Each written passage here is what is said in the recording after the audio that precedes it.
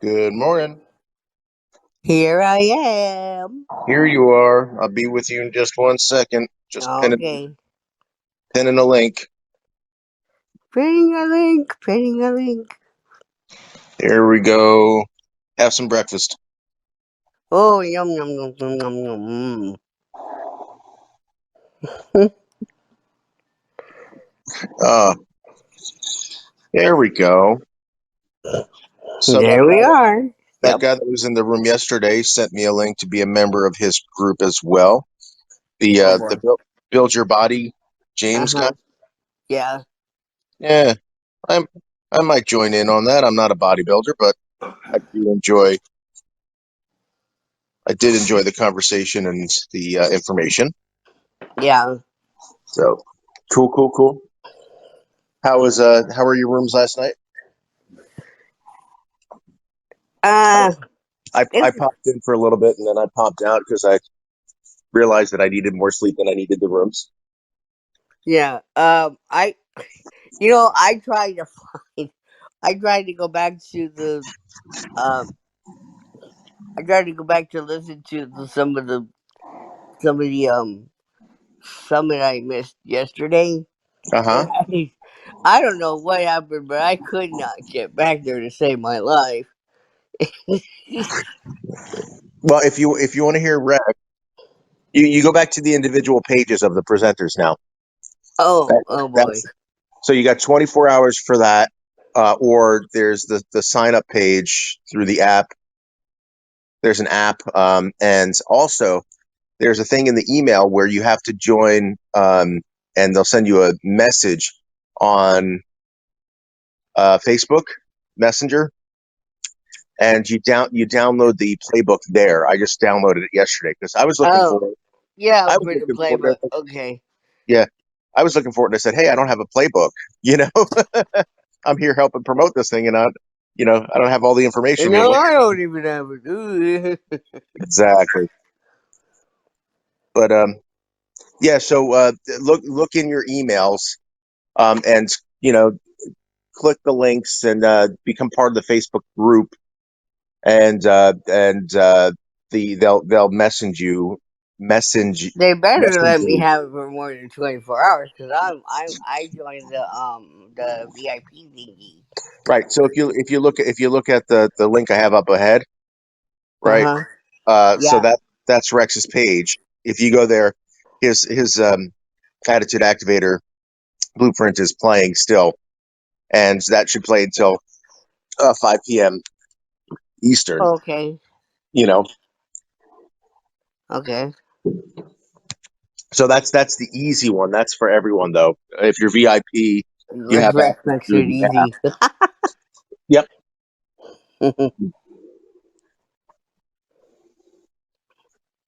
So yeah, I decided today we should be just celebrating that it's a new day. Oh yeah, I thought definitely. I thought that would be a good one. See who we drum up. We are supposed to have. I don't know what's going to happen, but the weather says we're supposed to have a bad storm today. So I hope it's not too bad. Mm, At least I got candles and stuff just in case the power goes out. So I'm celebrating the fact that I'm prepared. that is cool. That is cool. It's overcast and rainy here. I was just about to check the weather, um, just because it's been kind of spotty. Yeah. Let's see.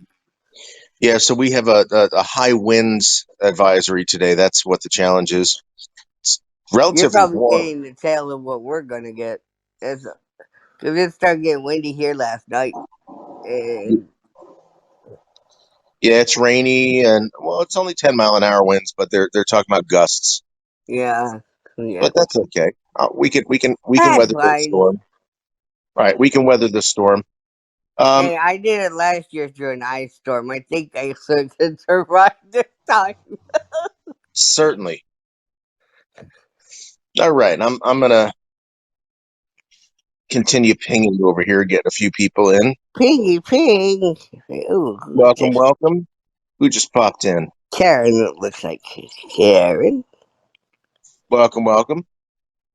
We're just pinging away, starting the room off. Please join us in inviting a few friends. We're celebrating a new day. I was going to put in a new day, new possibilities, but there wasn't enough room in the title. So, Nope. but that's the main theme today. We're being grateful for a new day, new chances, new possibilities.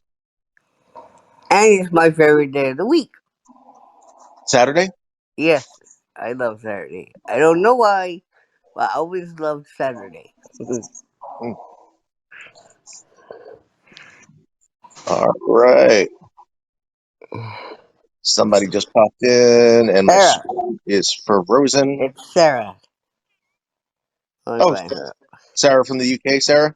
Yes, okay, Sarah. Good morning, Sarah. Good afternoon to you. Hi, Or- hello everyone. How are you today? I'm very well, thank you. It was my birthday yesterday, and Oh, happy birthday. thank you. And my children bought me some AirPods, and Ah, okay. yeah, Cool. and I've had a wonderful day with my AirPods today. Thank you. Those are wonderful devices, AirPods. Yeah, I yeah, you just gotta be careful you don't lose them because they're really small. That's true. They come with a nice carrying case, though. So, Hello, Danielle. good morning, Good Danielle. morning. Welcome to the room. Welcome to the room. How are we this morning? Thank you. I'm good. Thank you. I heard you talking about AirPods. I can use them. They itch my ears. You, I've heard that. I've heard that. I use an Android product, and I have a wired set of earbuds. But I have used AirPods. I do like them, but I have a pair of I think they're called skulls or something like that. They're originally like a what do you call it, for people that do mixing and all that stuff. They're monitor earbuds, Oh, but okay. they are super comfortable, and they have like three replaceable soft silicon cushions, Oh, and nice. yeah, so it's like pillows for my inner ear. That sounds. Yeah, they're comfortable. They're better than the old earbuds that we had. Um that fit in the ear, but they didn't have any cushions on them. So after a while, your ear kind of got a little sore, and so so then now they have the AirPods and stuff, which is better. Absolutely, absolutely. So we are talking about a new day. It's a new day, and I apparently added an extra space in the title, but that's okay. So it's a new day. Celebrate 100%. Woohoo! So we're talking about new Yippee! new thoughts, new possibilities, Well, new. Karen's celebrating. I mean, look at her picture. She's got a cup of something, coffee, tea, something. She's celebrating, definitely. Awesome, awesome. I like your picture, Karen. That's neat. Yes, Karen, if you'd like to join us, please just raise your hand. I sent you an invite, but sometimes people prefer to listen. Sometimes people prefer to participate. Sometimes people like to let the room develop first and, kind of get a feel for the flow. So I am flowing for the possibilities. Um, and the first possibilities that I started thinking about this morning was, and this is not, I don't do this every morning, but this morning I was kind of like, I woke up and I had kind of a flat line on my gratitude meter. And so, Oh no! yeah, I Oh, know, I weird. know. I woke up and I was a little bit of a grumble bunny this morning. It needs some CPR, you know. Exactly, exactly. So I started listening to some TED Talks, which are always fun. And I should get that account over there. I told it's not as scary as I thought it was. So what, TED Talks? yeah. Oh, they're not scary at all. They're not scary, but I mean, there's some fun presentations, and I've got it linked to my television. So I went right from my phone to beep. I'm watching it on a TV, sipping my coffee, and listening to other people talk about different aspects of science and technology. And there's also the human interest stuff, which is really where I get a lot of my motivation Oh from. yeah, human interest definitely. So Pets, pets are so. I love following like pet stuff on like YouTube and stuff because you see all the you see all the funny animals and it's like the dog that thought it could talk. It was like a kind of like a wolf malamute or something type dog, a big dog like that. I think it might have been a husky even, but he thought he could talk, so he's all "Rah, rah, rah, rah, rah," and it sounded like he was trying to do just that. It sounded like he was trying to talk. I've had many a conversation with a Siberian Husky that were very, very fruitful. Great conversations. Yeah, you reply, his master saying, you know, well, do you want to do this? Rah, rah, rah, rah, Cindy, you crack me up. You must be so funny to be around. Uh, thank you. I tried. All right, Cindy. So I'm going to put you on the spotlight. What are you grateful? Ah, What are not you grateful again. for? No. What's your new days? What's your new possibility? It's your favorite day of the week. What's going on in your?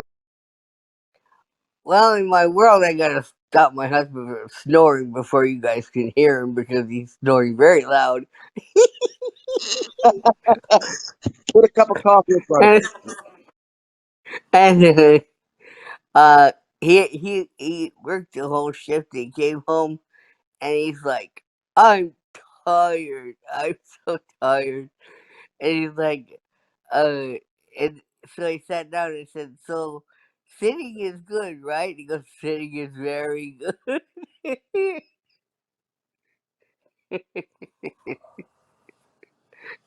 and then so and then he got our breakfast and had coffee, and now he's sleeping away, getting ready to go to work tonight. And I hope he doesn't have to go to work in the rain. We're gonna get some rain today, yay! Anyway, so let's see what's going on in my world. Is I was just watching on Netflix. I was watching a series I like. You know, it wasn't Supernatural, believe it or not, Tim. It was, it was something else. Um, but I was watching that before I came over here, so that helped, brighten my day, and I was you know, just sitting here and I'm smiling and I'm thinking about nice things and grateful for everything, and Rex is in the room. Hello, Rex. Good morning. And All right. Good morning, Rick. yeah, the boss showed up while you were gone, Mr. Tim. I wasn't gone. I'm still here. See, Yep. the big man showed up. See, Yep. Yep. Yep. right there. I see him. I green beaned him. So Yep. yep. So what else? What are your new possibilities for?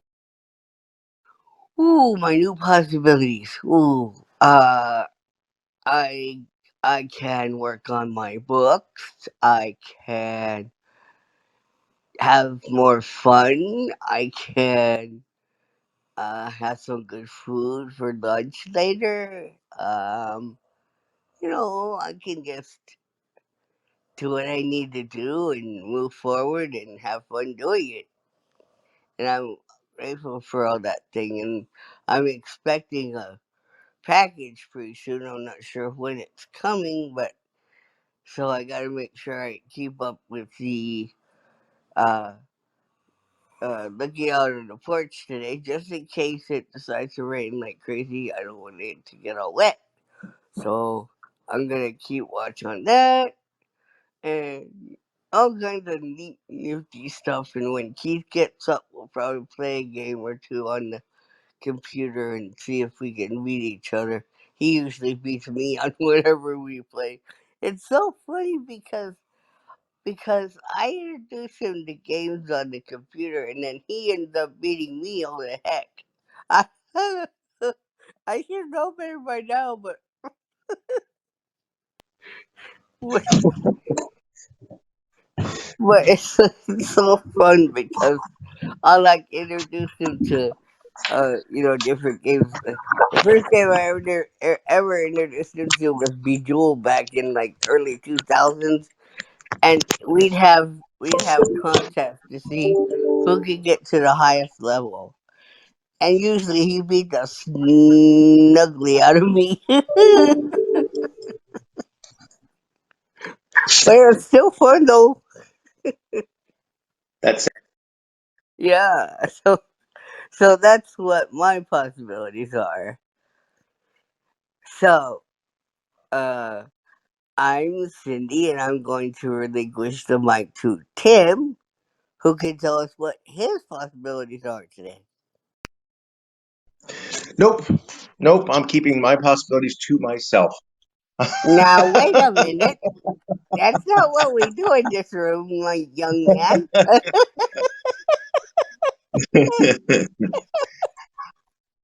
Well, I am. Let's see. I am already. I did a marketing thing for Rex this morning already. So that was cool. Went out and sent out an email blast about Rex's uh, link that I just sent up there. So 24 hours, they're going to have a free replay of Rex's talk on the Attitude Activator blueprint, which is really cool because if you have the Attitude Activator, it brings a whole nother dimension to using the program. You know, and so that was really nice because we sent that out, and I'm just looking at the stats right now, and we had how many different people? That was cool. So we had 844 emails sent out this morning. So I've been a busy bee, and I'm looking at different aspects of what's coming up next for Rex's new show. Also, I completed the YouTube list. So now the YouTube list is basically on Rex's YouTube channel. There are playlists of different things that he's done on All Things Rex and the YouTube channel, and so I'm updating that one as we're chatting. So what's the And name of the YouTube channel? the YouTube channel is called Create Your Best Life with Rex. Create Your Best Life with Rex. Okay. And it's real easy to find. If you go to rexsikes.com, it's on the top menu bar. So there's one for when you Oh sign yeah, in. that'd be easier than trying to search it on YouTube. Right, right. So when you go to your YouTube account, or not your YouTube account, your Idea Seminars page, we've got the library, we've got the About Us, the Contact Us. Those are the normal menu things. And then we have one that goes to the blog, the Attitude Activator blog. Then we have one that goes to the YouTube. We've got one that goes to Rex's podcast, which is the Rex Sikes Movie Beat. Now, there's nothing new added to the podcast recently, but there are hundreds of hours of really great shows of him speaking about the movie business and the law of attraction and all of his offerings that way. And Do you then we guys have still have the movie things up? The what do they call it? Uh, that one series he did about talking about the movies and the business and all that stuff. yep. There's a separate YouTube channel for that, and there's also the the blog, not the blog, the podcast. And so there's a link to the podcast there as well. Cool. Yeah, so there's a lot of interesting things going on, and there's a lot of buzz in the back channel about things going on, with Rex and future speaking engagements and things of that nature. So that's really cool. So yeah, so a lot of my morning has been trying to get my head around, where Rex is right now and where Rex wants to be next. Sounds And like sounds like you might need help soon to keep track on everything. I do need help. I do need help. I need a team, and that's one of the focuses on the law of attraction for me. Is we got what do you call it? We got Shamiko, and she has her team, and she's wonderful working in that. I would like something like that with Rex, and so What part do of you that. need? What do you need help with? I mean, Well, that's back channel, Cindy. We'll talk about that. okay, I'll ask you on that because Yeah. But that's part of what that moderator meeting is going to be about too. Is building okay, this out. You know, yeah, so but there's plenty of opportunity to grow this offering on Clubhouse and the YouTube and the Facebook and all this stuff. There's also things that we do on TikTok and Instagram as well, or not TikTok yet, but we're talking about that. And the more things that we have to look into, the more we have to support those things. So that's all exciting to me. So I'm also trying to learn the best ways to do these things. Do you know what I mean? right, yes. So so I'm grateful for all the opportunities, and I'm grateful that I woke up this morning and I was able to get my coffee, and I have a roof over my head, and uh, simple things like my bills are on time. That is very important to me. You know, I little things hear like that. that. I'm just grateful for all of that to be growing and flourishing. And with that, every day is a new opportunity to share something new, to say something new, to do something new, to think something new, to learn something from the wide world of information. We have the largest connection of information that we've ever had. And that means that the possibilities are not only exponential, they're still growing. To me, that's just hugely inspiring. And Are with you that, talking about direct stuff or stuff in general? yeah, all the above, Because I all the above. mean, yeah, I mean, the possibilities on the internet are endless. I mean, you can find out anything, you know, if you know where to look. Absolutely, absolutely.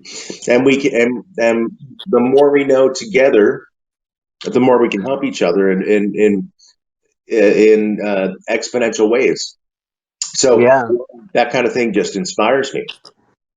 And with that, I yield the mic. And I yield the mic to Sarah over there because I know that she is in the UK and it's getting late over there, I'm sure. How are you doing, Sarah, and what's new in your life today? Well, hello again. Yes, it's nearly 4:30. Well, it's 4:20, and it's very dark and it's raining. But it's okay because everybody's got their Christmas lights out, and now you can look out the window and see everybody's house twinkling, which is lovely. Um, what am I grateful for? I'm grateful that I get to come in this room. I get to be inspired by Cindy and her positivity, and she makes me laugh. She makes me smile. Um, I just love listening to Cindy. Um, and you, Tim. Wow, you're so busy, and just, I can feel the excitement, the vibration of your excitement. Um, and yeah, I love to come into this room, and I love Clubhouse. I really love Clubhouse because, um, people say, oh, you should surround yourself with people that are good for you and pull the goodness out of you.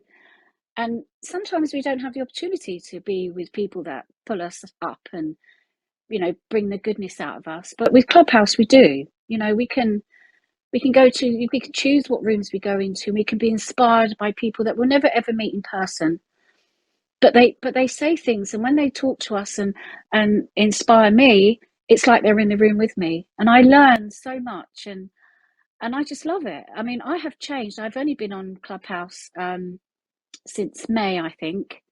And when I first joined Clubhouse, I didn't really know what rooms to go in. So I sort of like floundered about a bit and didn't really do much with it. I thought, oh no, it's not for me. And then I decided, oh, I'll come back, and then I started to go in. I started to be more choosy about the rooms that I went into. And now I never go into any late night rooms unless they're people that I know that I've been in other rooms with.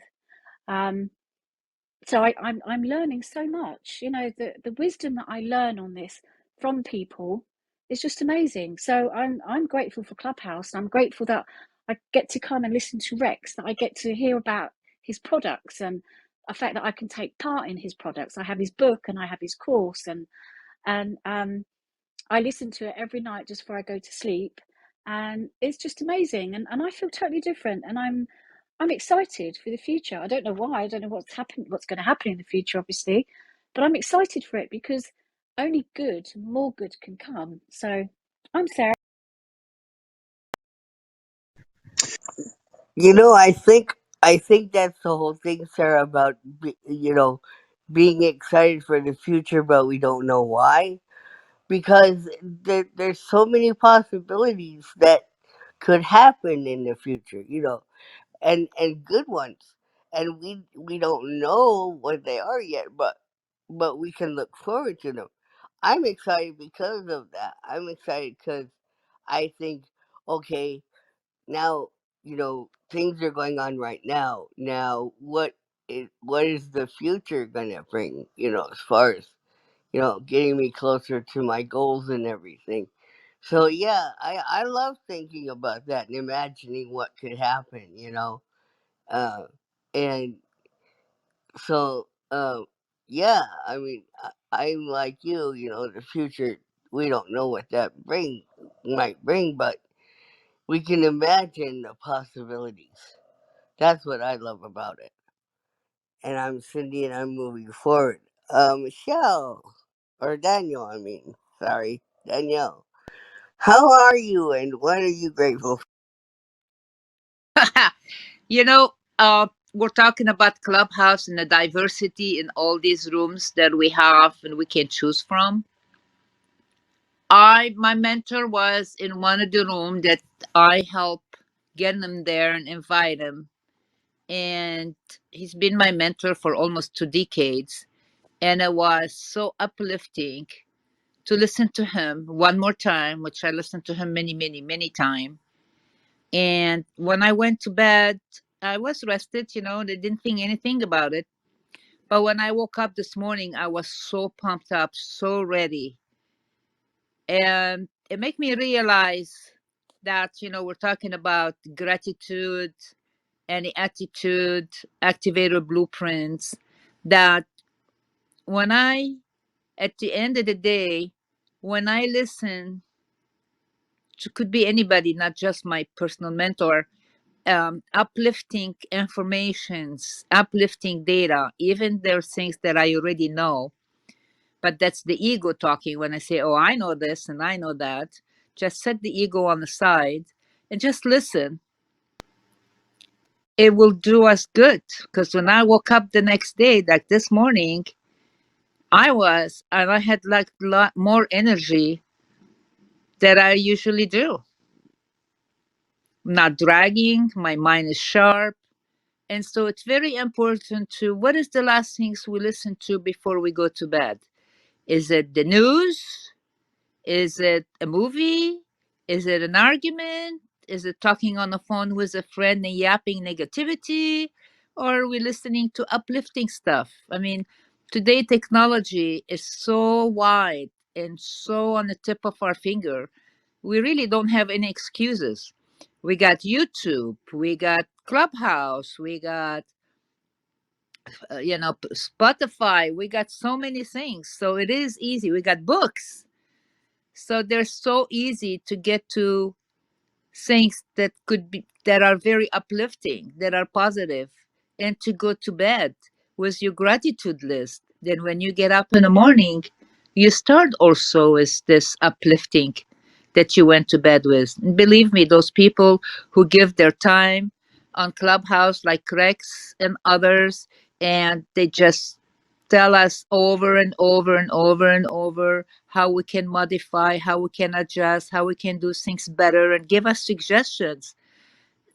I mean, don't be in these rooms to waste your time just to take space. Apply what you learn. Even if you apply 1% of what this person is telling you or what Rex is telling you, you do feel the difference. Just allow the change. It's okay to change. Try it. And if you don't like it, go back to your old self. But at least give it a try. It's all it takes. One step at a time, one thought at a time, one click of a button at a time. So I yield the mic back to you. Thank you for allowing me to speak. No problem, no problem. You know, we always love for you to come in here because, well, first of all, you sound. I love your voice and your accent. I love it. It reminds me of somebody else I know. But um but it I love it when you come in here because it's refreshing. To hear different accents and know where different parts of the world where people come from, and so that's awesome. And of course, we have Rex in here. Rex, are you able to talk, or are you still very busy? Cindy, we'll give Rex a moment so he can ease into his time Yeah. here. But I did want to piggyback onto what Danielle was talking about taking daily action, and that is a huge part of these rooms and the activator process. And I want to thank you, Danielle, for saying so, because sometimes I think it's lost on us in the conversational tone that we have, that it's not just about talking a good game. It's about being a player, being an advocate, being a proponent for our abundance, for our health, for our healing, for our mastery, and all these processes that Rex teaches about. Um, and not just showing up, but showing it's how you show up, and that's very, very important. So there's a lot of times where we share, and sometimes we share just because it's what's on our mind, and I think that's one level. Just sort of a mind dump or something like that, or but you can do that in a journal. You can get to the core of your message. So when I say, and you may have heard me say this before, that this is a place where we come to bring the best of what we know, the best of what we do, and the best of who we are, so we can uplift and augment and educate and offer to our family, our growing family. And so a lot of times, to get to that core where we are at that point where we can give the best of what we know and what we do and who we are, we have to go through that heady cerebral thing first. Get the word chatter, the monkey chatter out of our heads, so we can go through and say, hey, what's most important? How do I serve? How do I serve my family? How do I serve this room? What am I holding this space for? And these are core questions that I think the more that we bring into consciousness, and the more that we create a statement, what's the word I'm looking for? A standard.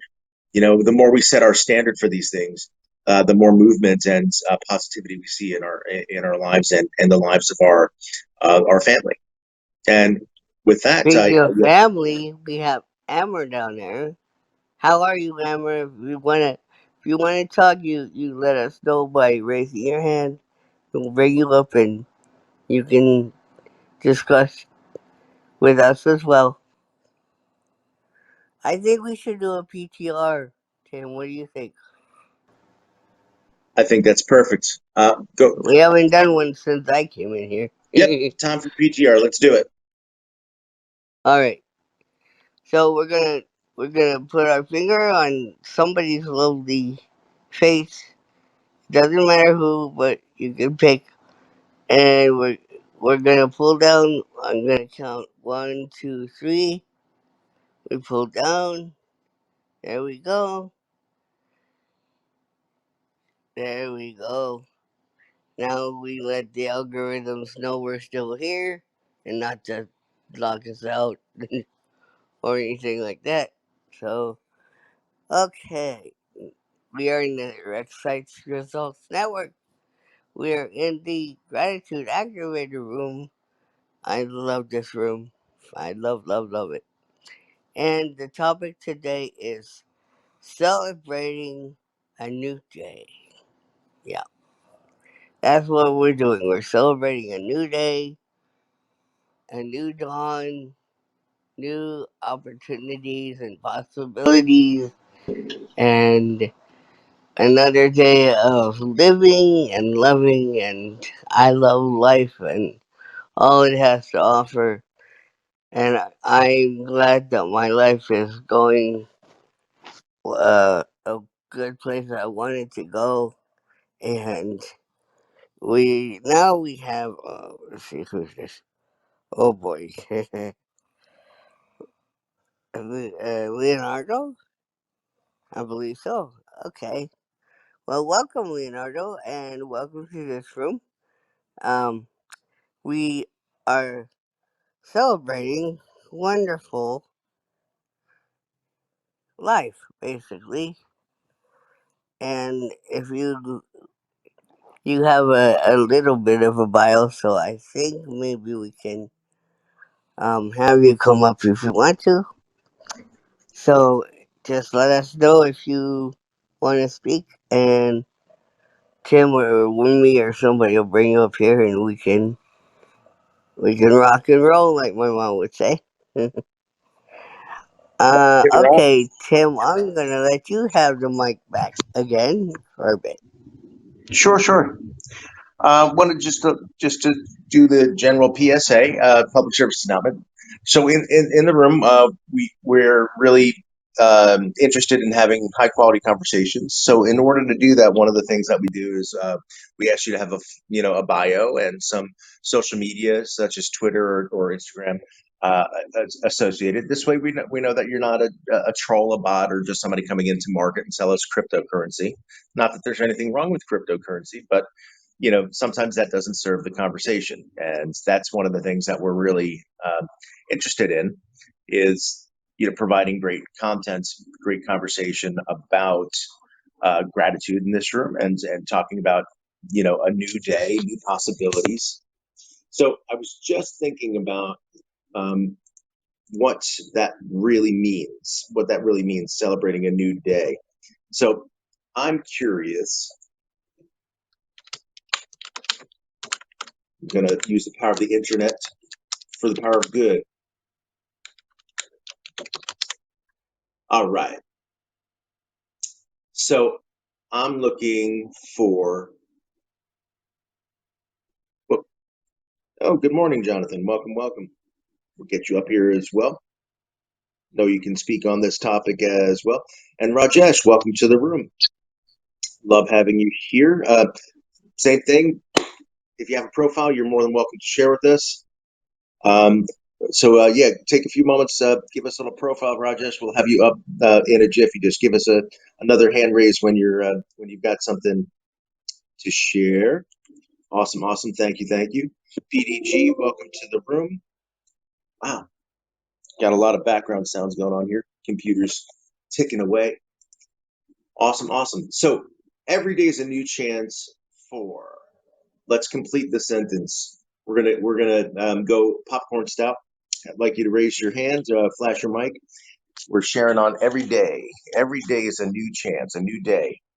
So let's go ahead and actually, Jonathan, we popped you up here too. Sarah, go ahead. I'm gonna have you speak, please, and welcome back, Sarah. The microphone. Okay. With my new earpods, I keep forgetting where my phone is because I get up and move around. And anyway, I'm here now. What um, a wonderful challenge oh, to have, right? yeah. So every day for me is a chance to grow, is a chance to grow and learn, so that I can better serve the women that I work with. So I'm grateful for every day that I have a chance to learn and to serve. I'm grateful for that, and I'm grateful to well the question you asked him was the new day gives us a chance to, and what my answer is to, as Sarah said, to grow, to better yourself, your life, and that of the people you love.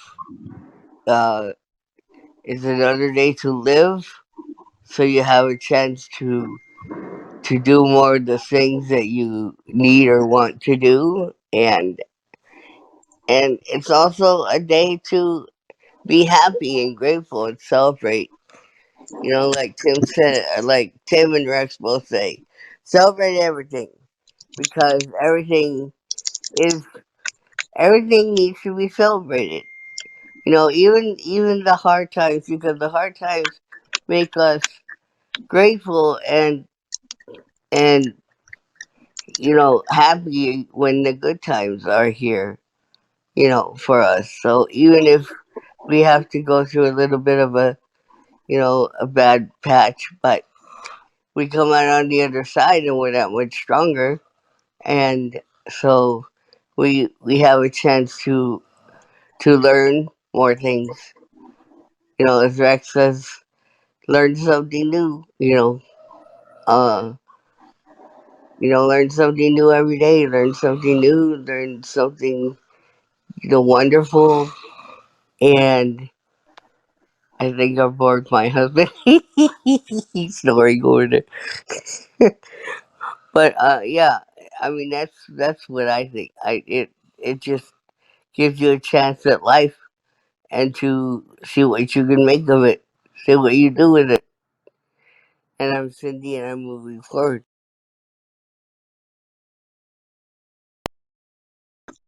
Wonderful, wonderful. Yes, yes, yes. Every day is a new day.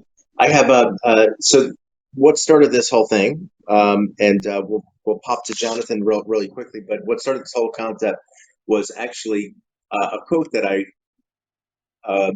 had read, and it was the secret of being happy is accepting where you are in life and making the most out of it every single day. And I thought about, I'm always talking about bringing the best of your holidays into every day, because there's no day that's not holy, right? So make it a birthday, make it Christmas, make it Thanksgiving. Bring the best of those things that we celebrate once a year, and do it 365 days of the year. Why make it any less special? Make it a huge celebration. Rex is always talking about celebrating everything, and I think that's a wonderful way to do that. But and not to keep the man waiting, but Jonathan's in the room, business strategist, sales coach, motivational keynote speaker. Love to have you talk on how you celebrate every new day, my friend. Are you available? First of all, I love the topic, and it is a new day, and it's a do over from what we didn't do yesterday. Uh, but there's a book that I highly recommend. It's called The Greatest Salesman in the World by Og Mandino. Other than Rex's book, of course, first read Rex's book, but then go to Og Mandino's book, The Greatest Salesman in the World. He talks about living this day as though it be our last, and then awakening each day with love in our heart. If you live this day with love in your heart, they may say no to your hair. I don't have that problem. I don't have any. They may say no to your clothing. They may say no to even your personality. They might even say no to your products and to your wares. But if you really operate with love in your heart, that's a language that goes past all language barriers. Love speaks all languages. And if I really have the interest of others at heart, at my center core, I can say no to everything else, but chances are high they won't say no to that love in your heart for your fellow man. Do unto others as you would have them do unto you. And then what a better world we'd have if we would all walk as servant leaders. And that's the greatest among us, is our servant. It really is. It's not, I get into these rooms on Clubhouse, and I'm like, my gosh, am I lost or something? Because we get on Clubhouse and we get this little green bean, and most people call it. It seems as if our this idea that we're somebody goes to our head, and we lose all sense of reality. It's like a parking lot at Walmart. Just everybody loses their mind over this green bean in Clubhouse. And I'm reminded, when you know who you are and when you're centered in who you are, I'm reminded of what T.D. Jakes said to one of his new ushers one day in the church.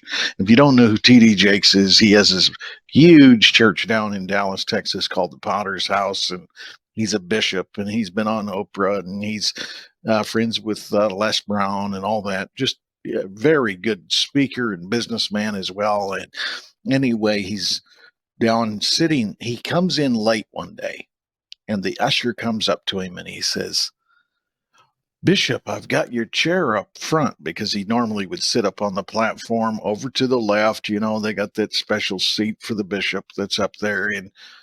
And he's sitting in the last pew because he doesn't want to disturb the flow of the service and doesn't want to make a big production of him coming in late. And so he sits in the back pew. And the usher comes up, "Bishop, I've got your chair up front. I can take you up there." And Bishop says, "Son, the last time I checked, anywhere I sit in this house is my seat." And that's a man who knows who he is. He doesn't need some special seat and all that. And I think if you wake each day with love in your heart and you are centered on your God and centered on your purpose, it doesn't matter the money that's in the bank or that isn't in the bank. It doesn't matter the car that you drive or don't drive. It doesn't matter the house that you have or don't have. It doesn't matter even the relationship you have or don't have. All that matters is you're focused on your purpose. And today is a do-over of things that you didn't get a chance to do yesterday. But it's also a chance to say, I love you to somebody today. And because when we lay our heads down for that final time and we give our last breath, I don't think we're going to be concerned with the stock market and what crypto's doing today, and if we got another following on post or Instagram, but it's about, who did I make a difference in their life? Did I make it count? Was I living the best that I could? So today is a do-over to live that chance. So hopefully you can, and live in the place that God has called you to live, and you'll find amazing things will take place in your life. With that said, I'm complete. Thank you. I like that term do-over. I love that analogy, Jonathan. Because it's true. I mean, if you didn't get something done yesterday, like if you planned yesterday to go to, let's say, your children's house or your grandchildren's house and be with them, but you couldn't for some reason. Today is a do-over. You can go today and be with them. Or if you didn't get something done yesterday in your business that you needed to get done because there was so much work, today's the day to get that done. It's I love it. You call it a do-over. It is true, because you can do all the things that you needed to do that you couldn't do yet because of one thing or another. I love that. I just wanted to let you know. I'm gonna I'm gonna use that because I love that term, a do-over. So I'm Cindy, and I'm moving forward. Thank you, Cindy. Thank you. Yeah. We got Nancy here. Hello, Nancy. It's been a while. Hello, Miss Nancy. Yeah, you're welcome to share if you're feeling up to it, my sister. I did promise that link is up the top of the screen, but that's but we're talking about it's a new day. We're celebrating gratitude. What do you have to share, my sister? All right. Nancy may be in listening mode. This is fine. She's either eating or trying to find her headphones Or or listening. something. Or listening. Or awesome. But to piggyback on Jonathan, wonderful share. I'm here. Always enjoy having you here. Oh, okay, Go right Nance, ahead, my I yield friend. the mic. I was looking at the link. I've never gone to a link from the top of the room before, so I didn't realize I had to push a done button before I got back to my microphone. But hey, this is all new. Well, it's new because I've never done it before. But I I've been having a few days of not feeling well, and I still don't. And I don't know what's going on, but I'm man. That was a powerful share. I really appreciated that. I came in the middle of Jonathan's share, and that really was empowering, the part that I heard. So thank you so much for that. Well, I'm still alive. I can be thankful for that. I'm thankful for the the doctors I have. They try to do everything that they can, and they it's just getting x-rays and things together to figure out what's going on. I don't know what's happening, but I'm thankful that they're pursuing it and figuring out, and I'm going to pray that it's discovered. And I'm thankful to be alive. I'm thankful to be in the household I'm in. I'm thankful that I've been able to get a few little extra things for Christmas for people, not no big things, but little things. And I'm thankful for that because I didn't even think I was going to get to do that. So I'm thankful for that.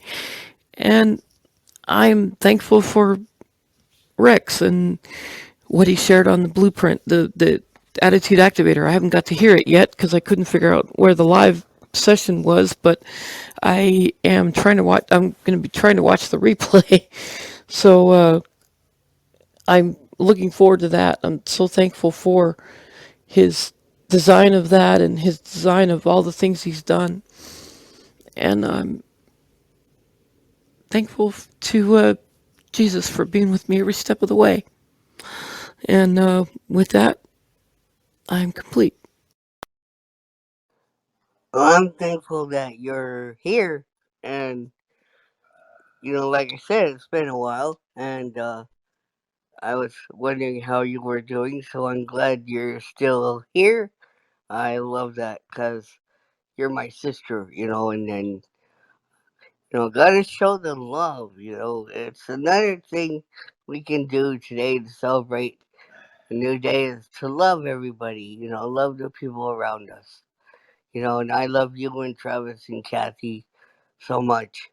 Um, I wish I could see you guys more than I do, but at least I'm grateful when I do get to see you guys because we have all kinds of fun and interesting things. And I'm looking forward to Christmas. I love Christmas. Hey, Cindy, I believe Yes. Rex is ready to share with us. Okay. I don't want to miss Then the I will. opportunity. Then I will give Did the you mic to Rex. did you have something you wanted to finish saying, Sydney? I don't want to interrupt you. Oh, I was just saying I love Christmas because I can be with, the ones I love, like Nancy and Kathy and Travis. Now I'm done. Awesome. Well, I just want to say thank you to you and to Tim for moderating the room, and to Nancy. That was a powerful share for you. I know that you're healing, and I continue to wish you well and to heal rapidly and completely, and to surprise and delight yourself with the ease at which you go through that process. And for Sarah, I know Danielle was here. I heard some of Danielle, and to Jonathan. And Jonathan, what a powerful and wonderful share. And yes, thank you for mentioning my book. And Agmendino, is his book is fantastic as well. And if you haven't read it, I encourage you to read it. Um, I'm going to encourage you to do two other things as well. Um, Given what you had said about love and about appreciation, and that is, one is, I did the show with Ben Gay the other day, who is essentially the only person alive who has uh, worked with Dr. Hill, Napoleon Hill, before he passed away, um, which is cool. I mean, he was like the last mentor of Dr. Hill's, and or of Napoleon Hill's, and so that's very cool. I did a show with him, and I really enjoyed uh, our conversation. But he does have numerous books that he's written, and he's ghostwritten a bunch of books. But he has numerous books that he's written. One of those is a series of books called The Closers, and it's a very powerful series of books, and so I heartily recommend them. But in the vein of what Jonathan shared in terms of what Agbendino said, and that not only do I want to steer you toward my book that and The Closers, but a program of mine called How to Get People to Do What You Want, because that is the main principle or tenet that is presented and encouraged in that program, and that is that when the concern or the interests of the other person, client, um, customer, colleague, associate, boss, employee, child, parent, sibling, friend, or stranger, is in your heart, and when you are interested in adding value and serving them from a place that's higher than just closing a sale, then you truly do have the opportunity to, create a remarkable and incredible bond.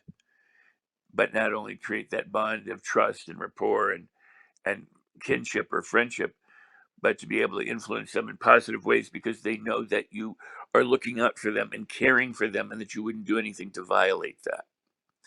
And so when the customer or the student, gets that, then the journey becomes that much more easy. It's when people are trying to sell people or tell people things that they should or could or would do, but without demonstrating that the reason they're bothering to even do that is because it truly adds value to the person. It's one thing to try and sell someone something just because you're trying to make a sale, and it's another thing to try and it's like shoes. You want your shoes to fit the person, so you want whatever you're selling, whether it's a car, a book, a program, a meal, some clothing, whatever you want to make sure that the consumer of that is being added value first, and not just trying to part them with them from their money, part their money from them. So it's how do you meet their needs? And when they know that are there to meet their needs, if my children know that, come what may, they may not like what I say, but that I do it from a place of love and honor and respect.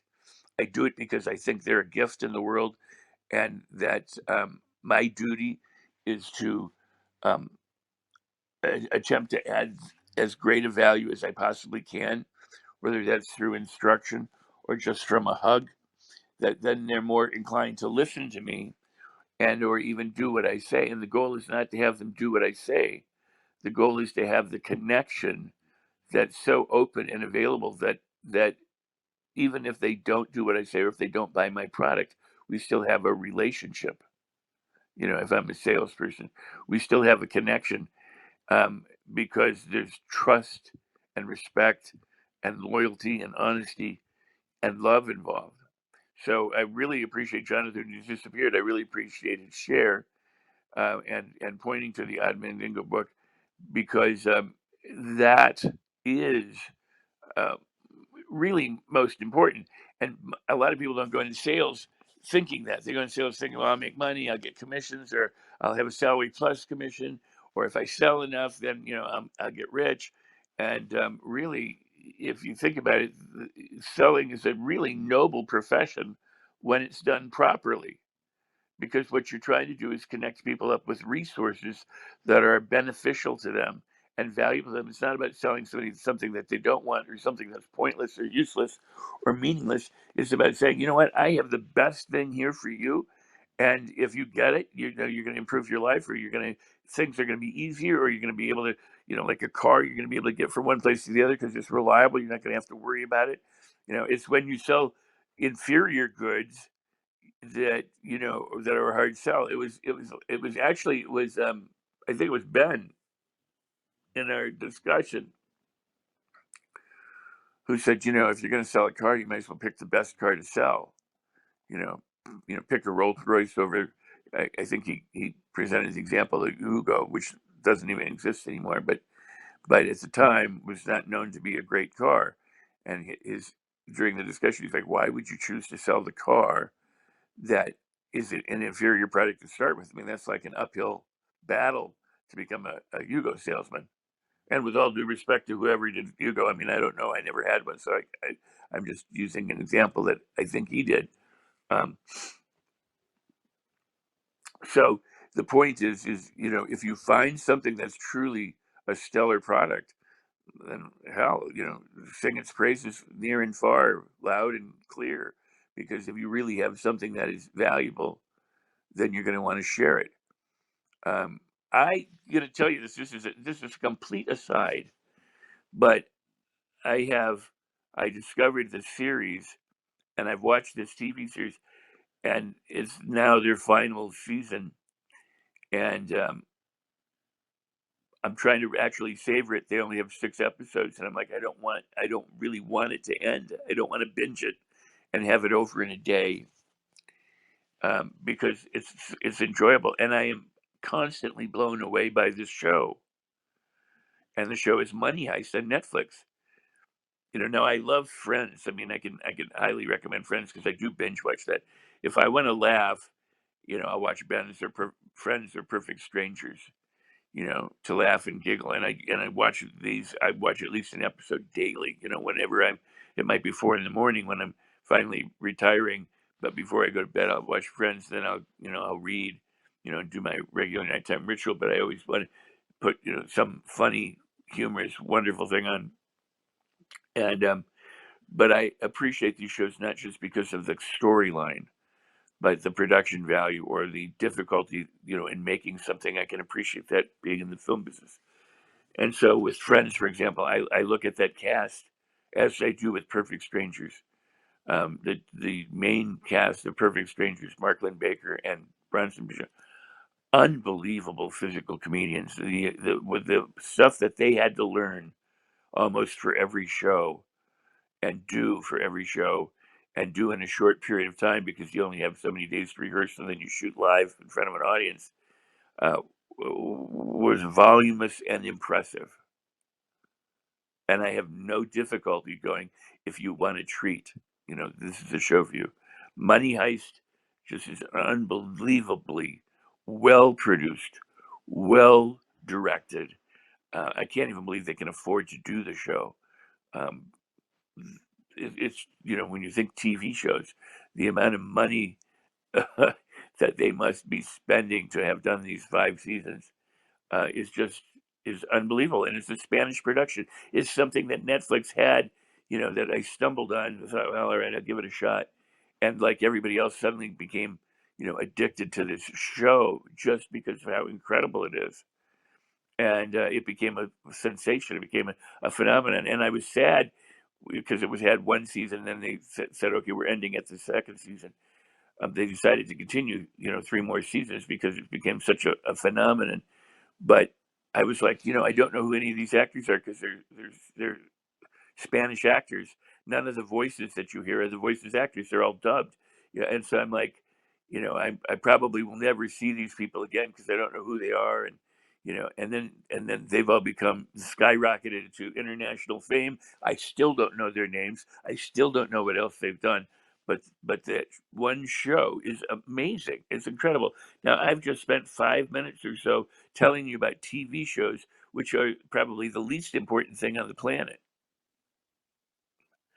But I so thoroughly enjoy these, and I know that if you they may or may not be your cup of tea, but I know that they're well made, and that if you watch them, you're probably going to be entertained. And I have no reservation at all saying watch the shows. Now, it might be a piece of music, it may be a restaurant, it might be going to the Grand Canyon or someplace, or exercising in a particular gym. But when you find something that you resonate with and you go, "Oh my God, this is great," then to not share it is almost like a sin. To not tell other people about it so that they can do it too. To worry about, am I selling something or can people afford it? That's just beyond it. Love the people so much that you want to give, information where how they can plug into things is one of the most powerful things that you can do. And if they plug in and they transform their lives and things like that, or they get the car of their dreams or the home or whatever, they're going to remember you and thank you forever because you connected them up with something of great value because you respected and loved them enough to share that information with them so they could take advantage of it rather than withholding it or being stingy about it or being afraid to speak about it. I mean, it's kind of like it's just so amazing. Now, I posted something on my wall today. I'm going to close with this. I posted it on my wall not that long ago, but I said if I could find it. Facebook always does this weird thing now when it updates, it doesn't update anymore. You have to then go ahead and hit refresh in order to see things. At least on mine. Um, this also will be a blog at some point, but I'll read it and then I will be quiet. But because it does talk about, it's a new day, so celebrate. So everything is new. The point of the teacher appearing when the student is ready is to disappear. I've always said, and this is an aside, I'll get back, that I'm like a quarterback, not the star quarterback. That's not the point. I'm like a quarterback who I throw you the ball or I hand off the ball to you so that you can make the touchdown, so that you score because it's about you taking the ball and running with it and scoring with it, not about what I do. There's an The open. word of God, There's an the open. word of, the Can you? word of God is a new day to every one of us. We just try to do the word of God as a human being. That is how life can get successful. Successful, yeah. Word of God is the best way to follow. Thank you for that. Thank you, Armstrong. Appreciate Thank you. So, what I was going to say here is, and then I'll be done, but thank you for sharing, Armstrong. The point of the teacher appearing when the student is ready is to disappear. Those who make the student dependent on the teacher are not a true teacher. The goal is to have the student surpass the teacher. That is how we move things forward. In addition, no one actually teaches anything. We present, we introduce, we guide and help mold, but we don't teach. It is the student who learns and acquires new insight and skill. Through use and experience, the student gains wisdom. It's a mistake to think one teaches to people who cannot learn. Rather, we present to those who can absolutely learn, but may choose to or not to. They may not find the presentation worth paying attention to. So called teachers need to stop blaming students, become better presenters. The problem with most educational systems is they blame the students and want to medicate the student instead of laying blame where it belongs. We need better presenters and true guides who inspire and share worthwhile transformational principles. Sorry, we need better presenters and true guides who inspire and share worthwhile transformational principles that others, young and old, can implement to make themselves into the persons they'd like to be and to be better able to recognize and take advantage of opportunities to create much more wonderful lives. So when the student is ready, the teacher appears and then disappears when the student is ready. Then the student may choose to be a guide for others. And so, again, this is like, our educational system tends to hobble students. It tends to blame students to go, well, kid needs medication because they're not paying attention, or they fidget, or they're a distraction in the classroom. That's about control, and it's not about learning. That's about how do you manage a classroom, and they're hiring people who may or may not know how to manage classrooms, or they may not have the resources or the number of people to be able to hire to manage the classroom. So, you don't blame the learner for not being able to learn. You have to up your game. You have to be able to decide, if I'm going to help this person, then I need to be able to adjust what I'm doing to communicate in a way that this other person gets it. Well, this is true in any communication. If somebody's arguing with you, they don't understand your point. You can go, well, you're just being an asshole, and blame them because they don't understand what you're trying to say, or because they're disagreeing with you. Or you can say, wow, I really haven't made my point clear yet. What else might I do, or how must I adjust in order to better explain myself to them, so that they might begin to at least entertain it instead of rejecting it. This is what the meaning of the communication is, the response you get. Neurolinguistic programming is all about. It doesn't mean that it's necessarily true to say that the meaning of communication is the response you get, but it's a useful lie. It's a useful frame to say, if somebody's rejecting your premise, or not purchasing your product, or your child isn't listening to you, or the kid in the classroom is disruptive, then you're not doing your job. It's not about blaming them. It's about loving them and accepting them and respecting them and honoring them and valuing them, and trying to communicate differently than doing the same old thing over and over again and expecting a different result, but getting the same results because all you're doing is repeating what you know to do. You need to get outside of your own restrictions, outside of your own boundaries, and discover what else is possible, so that you can better communicate, or better influence or affect the other person. It may not be you. You may have to call in somebody else. You may have to say, you know what, I'm not making myself clear, but maybe so and so can do it for me. Or I may not be the best representative for the product or the best example, but this other person is. So, if rather than rejecting this premise because I'm the bad messenger, I'd love you to entertain the premise by finding a better messenger. That's adding value to the listener, or to the student, or to the customer, the consumer, to your child or your parent, whomever you're communicating with, than to say, well, they're just an idiot, they don't understand. And sadly, that's what too many people do. Or they say, well, they rejected me. Or because they said no, they're personally rejected, like they don't like me. Well, they do need to like you in order to say yes to you, because people tend to say yes to people they like. So that's an important ingredient. That's what I talk about in how to get people to do what you want. So I talk about in the NLP program, my different programs. You know, if you want somebody to do what you say, you first have to be the kind of person for whom they want to do things for, unless, of course, you can coerce them like a government or the police or something, where you just tell them, you know, hands up, get against the wall. And if you don't do it, then they can lock you up.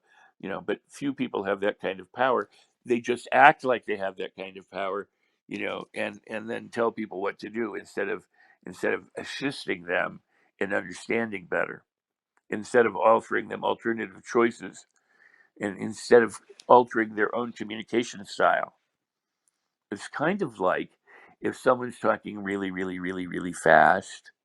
In NLP, we say you can match them. That means you have to talk really, really, really, really fast. And people say, well, I don't like that because it's uncomfortable for me to talk really, really fast. I don't like it. I don't like to talk really, really fast because I don't know really do that. That's not how I think. Right. That's true.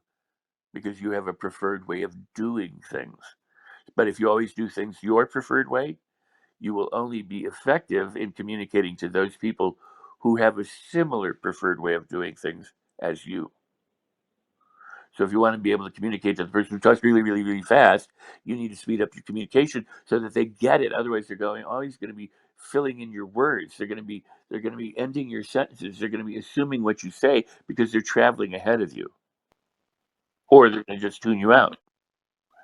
So it's incumbent on you, if you want to be a better communicator, to learn to talk really, really, really fast. On the other hand, it's also incumbent on you, if you talk really, really, really fast, to be able to slow way down for those people who speak slower so that you can match what they do. So, this is why the principle of cybernetics is the more flexibility, or the greater flexibility, or the more choices one has, the more they run the show, or the more they can help determine the outcome. Because if you always do things the way you always do things, you will always get the same results. And the definition of insanity is doing the same thing over and over again, expecting a different result. And yet people seem to miss that. So it's really paying attention to the person who's in front of you.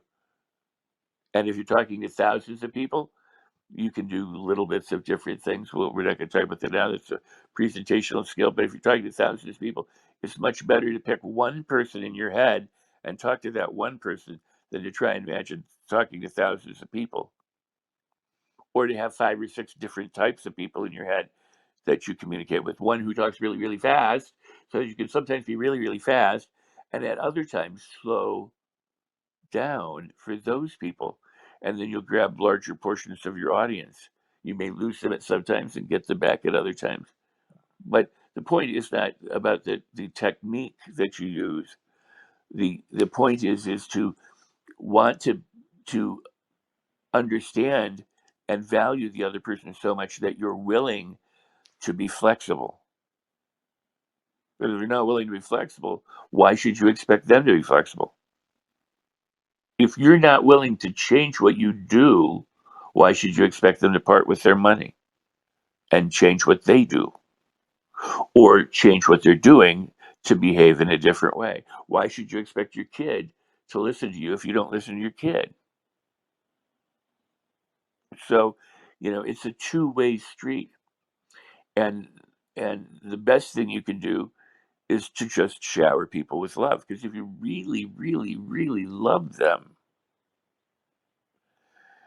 you will approach them differently than if you think of them as numbers or consumers or customers, or like bean counters. The problem with insurance companies is they don't deal with people, they deal with statistics and probabilities. And hence why good people who need good treatments oftentimes get turned down, because they're not turning down the person, they're turning down a statistic. If they had to look you in the face and go, "I'm sorry," you know, in the same way, if you had to look someone in the face and said, "I'm sorry, I'm not going to give you any food from my store today. You cannot buy my food, or you cannot have a meal," because most people don't, and the same is true when you're actually, a person is in front of you or on the phone. You're not necessarily thinking about or responding to the person. You're responding to the image of the person you have in your head. You're responding to the person from your filters. They could be a statistic and be sitting right there in front of you, if you understand what I mean. So it's getting through that and getting past that and being able to, affect change and be the light and be the change in the world that you want to see by embracing flexibility and change. Transform yourself into the kind of person for whom others just naturally want to follow or listen to, or enjoy. Transform yourself into the kind of person who naturally celebrates a new day. Transform yourself into the kind of person who just naturally and easily is able to manifest the best life ever and create the life that you deserve. You do it by transforming yourself. And it's an inside job. It's from within to without. So it's learning how to be flexible. If you're going to bother to be flexible, like I just suggested you be flexible communicating with other people, then you have to be flexible in communicating with yourself too. If you always do what you always did in regards to your own self, you won't change much. If you always approach yourself the way you always approach yourself, then it'll be hit or miss, because sometimes you pay attention to yourself and sometimes you don't. If you rag on yourself and you don't like it, or if you whine and complain, if you're always doing what you're always doing, the truth of the matter is this: you're always doing what you're always doing. Why would you ever expect it to be different? It's kind of like if I always use the color blue for everything, like I paint my house blue, I get blue glasses and blue, drinking glasses and plates. I have a blue car, blue clothes, blue. Why would you ever think that I would use anything else? If all I ever use is blue, I'm not going to suddenly have a yellow plate. I'm not suddenly going to have different colors because all I ever do is blue. And if all I have in terms of paint for painting, and no matter how many buckets I open, they're all blue, it's not going to be a white or brown or green house. There's going to be a blue house. So if what I have to choose from is always the same choice, why would it ever be different? In order for it to be different, you have to choose something different, or you have to choose differently. This is what behavioral flexibility it means. You can't keep doing the same thing again and again and suddenly have it be a new or different thing. It's not going to be. It's going to be the same thing. Thank goodness, too, because otherwise, if we kept doing the same thing over and over again and suddenly it were completely different, the world would be immensely confusing. But think about the momentary frustration you experience when you go to a door that is normally open and is locked. You think it's open and you go and you tug on it. Well, that first tug ought to tell you it's closed, it's locked, it's not open. But guess what you and I typically do? We tug on it one or two or three times, maybe even more than that. As if we can't believe that this normally open door is closed or locked or shut or stuck. Something must be wrong. We're not used to that. And so the point is this is, it will always be the same until you choose it differently or choose something different. It's a new day. Are you a new person today? Are your thoughts new? Are you celebrating? Or are you just dragging stuff from the past? It's a new moment. It's a new opportunity. Are you able to recognize it? The most beautiful thing, I don't remember where it was said. It might have been Ramey. It might have been, gee, I don't remember who. We were talking about opportunity, and they said, it depends on where you are. If you're, in the medical field, you'll see opportunities in medicine that you wouldn't see, you know, elsewhere. I think it was Ramey and I don't know if we did it on the air or otherwise, but because we were talking about, I made mention of the fact that I only wanted to act or be a mystic. I didn't really want to do everything, kinds of different businesses. I could have been a teenager going out and mowing lawns and shoveling snow and cleaning garages and doing lemonade and you know uh, uh, creating a moving company. I have friends who did that. They were into that kind of business. All I wanted to do was act. So I pursued opportunities in the acting field, while some of them became essentially entrepreneurial in many different fields. And so the Raimi, started as a young kid cutting keys. I was like, I would never have thought to do that. The way my mindset was, I would have gone. I mean, because he went up and saw somebody outside of a store and said, "Wow, they're making money out here." So I went in the store and said, what do you not offer? What do people ask for that you don't have?" And he said, "I asked enough times." And finally, somebody said, "Well, we don't cut keys. A lot of people come in and ask for keys." So he went out in front of a key cutting machine, and somebody that would sell him the templates for the keys said, "I'll buy I'll buy all my keys from you if you teach me how to use the machine." And then he set up shop outside this store. And he said within 2 or 3 months, he had like 250 stores he was doing. He said, "That's enterprising. That's opportunity. That's going, hey, I would never, even today, I probably would never think like that." How many times do you walk past something that, like what he did, is just staring you obviously in the face. And he didn't have permits or license or anything. Maybe different era too. But I mean, I just the idea of me. I mean, many people become hot dog vendors. Lemonade, or sandwich. New York street vendors and things like that. Never occurs to me to ever think like that. It's outside my wheelhouse. In other words, if something's outside of your wheelhouse, you're not going to find opportunities in it because you're too busy doing your normal wheelhouse. And you may think, as I have, that, boy, I'm really flexible and I do all this. You're really not. You're flexible within a certain set of parameters. It's like I can bend over and touch my toes. I go, wow, I'm flexible. And yet somebody can bend over, tuck their toes, stick their head between their legs and do somersaults. They're a little bit more flexible, if not a whole lot more flexible, right? Well, behavioral flexibility, or physical flexibility and behavioral flexibility, being able to do different things, but it's also mental flexibility, being able to recognize different opportunities and be able to do different things, and emotional flexibility. So we're not always feeling the same constantly. It's okay. I feel this way, cycling through the same kind of okay emotions. It is about living highs and lows.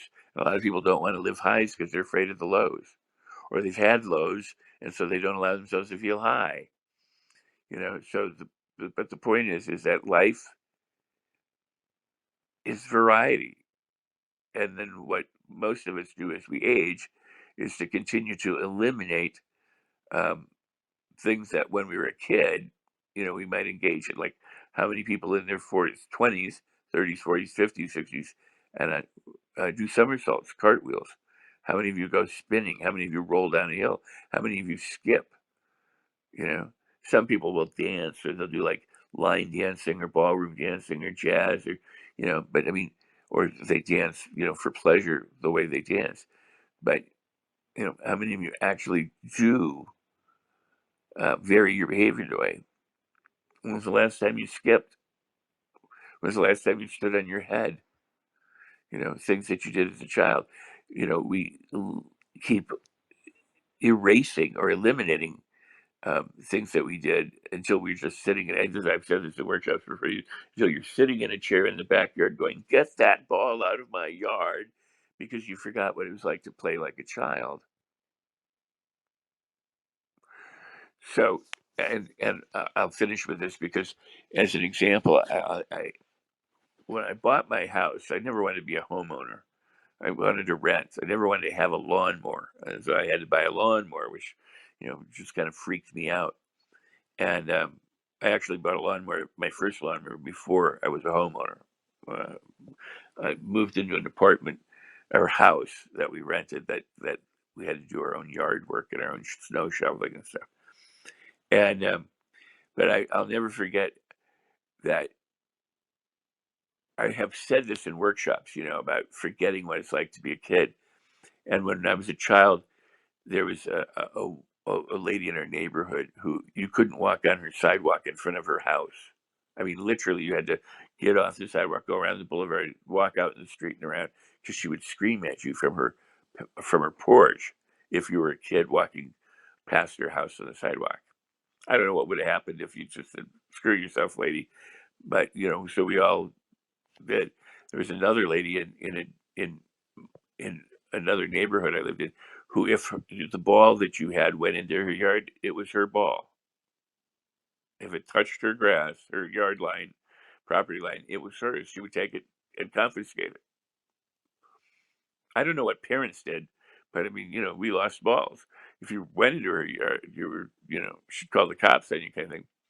So I get this house, and it has no curbs. It's just the street just blends into the yard, and somebody had parked on my yard, about three-quarters of their car on my yard, rather than, like, a quarter of their car, which I would understand.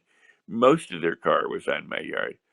And I happened to look out the window, and I was like, what the hell do they think they're doing? They're parked on my yard. Why would anybody park on my yard? How rude. How, and I'm like, mentally reading these people, the riot act. that they were violating my yard.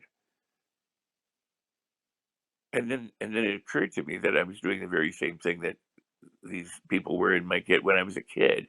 I was being possessive of my property. I was saying that this person can't put their car there. And whether you think they can or can't or should or shouldn't, it made me laugh. I was like, I can't believe that I've become that person. Because I was ready to go out and put a note on their car. Like, hey, get off my yard. What makes you think you could park here? Park in the street like everybody else. But I've done it too. If there's no curb and you can pull off to the side, you park on grass. So I'm suddenly yelling at people for stuff that I didn't actually do it. But in my head, I'm yelling at people for something that I have done.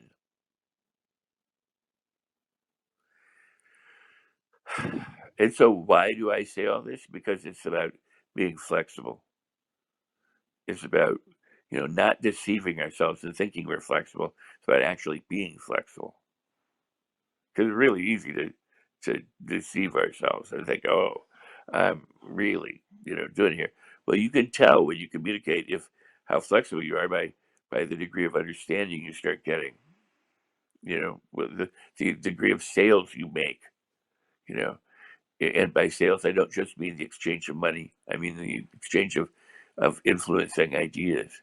If you want your children to clean the room, or if you want your friend or spouse or someone to go to a particular restaurant or to pick something up on the way home, you know, people would just say to me, well, my kids love me, but they never do what I say. And I go, because they don't like you in the moment. You can love somebody and not like what they do at that moment. And in order to want to do what you say, they have to like you enough to want to do it. And two, it has to be reasonable and fit within them. Now, that's not to say that everything you say to a child should be so cushy that they just naturally want to do things. I'm not saying that that's always the best way to be. I'm just saying that because sometimes the kid just doesn't like making their bed, for example, and you want them to make the bed. You got to figure out how do you entice them to make the bed in a way that allows, because you can say if you don't make your bed, you're going to be punished. You can say if you do make your bed, you're going to get an allowance. There's a lot of incentivizing things like that. But how do you communicate to somebody in a way that says, well, you need to come to that decision on your own because it's something that you understand the value of. How would you communicate that to someone? And so you think about it. How would you help somebody to understand them? And I don't care whether you make a bed or not. Some people say get up first thing every day, make your bed. I don't care if you make your bed or not. I understand the point, but I'm not. That's not something that I insist on for anybody. uh, while I'm talking here, you know some people will say, if you want to be you know successful in the world, first thing to do is make your bed. Not a bad thought, not a bad practice, but for a variety of reasons. I'm not going to go into now. My point is, if you wanted your child to make their bed and discover the value of making their bed without having to bribe them or punish them, how would you communicate it to them? And that's something that you'd have to explore. And you might do a number of things, and none of them may work until they find something that does work, which may be bribing or punishing. But the point is that the only way you're going to know is if you're able to actually vary your behavior enough to try different things. If the only color you have is blue, there's only so many things you can paint.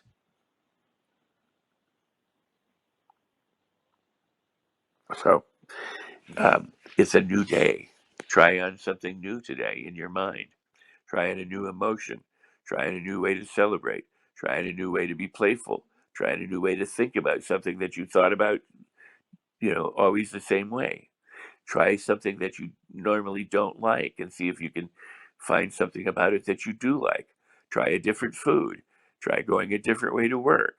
Try, listening to different music or watching a different TV show. Try, spending more time doing some exercise. In other words, do something new and different. It's a new day. If you always celebrate the same way, how could you celebrate differently? How could you find a new way to celebrate? And then with that, I am Rex, and I am. Speaking of trying something new, I did that this morning. Usually I listen to rock and roll music playlist or Christmas. Well, today I decided I was going to listen to, get ready for this, Nancy, classical. Yes, I did. And she knows I used to hate classical music. But, you know, things do change. You're right, Rex. You try something new, you might like it when you used to not like it. And I did. I liked it. So I thought I'd throw that in. I'm sending a moving forward.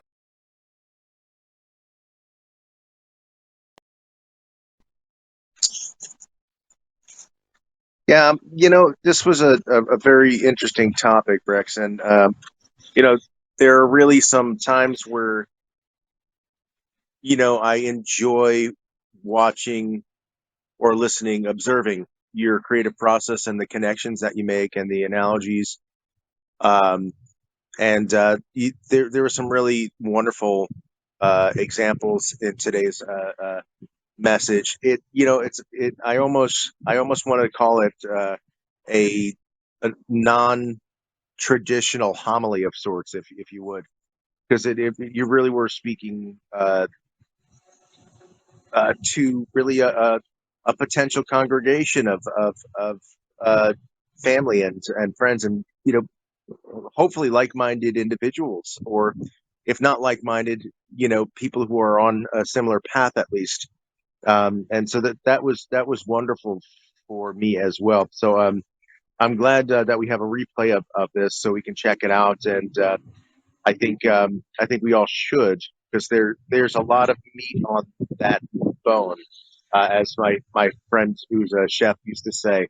You know, um, the best thing that we can do is let the information stew, and really absorb what we can from it. But that was wonderful. So thank you for that. And also, it's been ages since we did a PTR.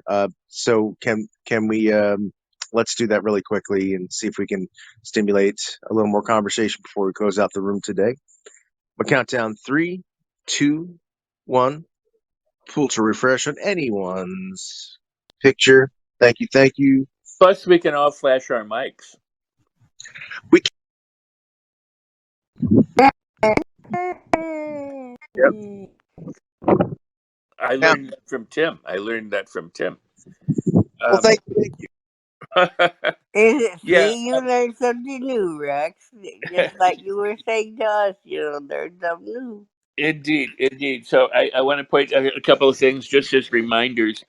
Beautiful talk with Ben Gay on all things Rex. I encourage you to watch that and share that and watch it multiple times. Go back and watch Ramey again too if you want. Ramey's leaving the country tomorrow, so he's going to be gone for a little bit and then come back and uh, and so that's cool. But both Ramey and I and Ben and I are going to be doing more stuff together in the future, which we'll announce next year. The and I'm thrilled about that and pleased about that.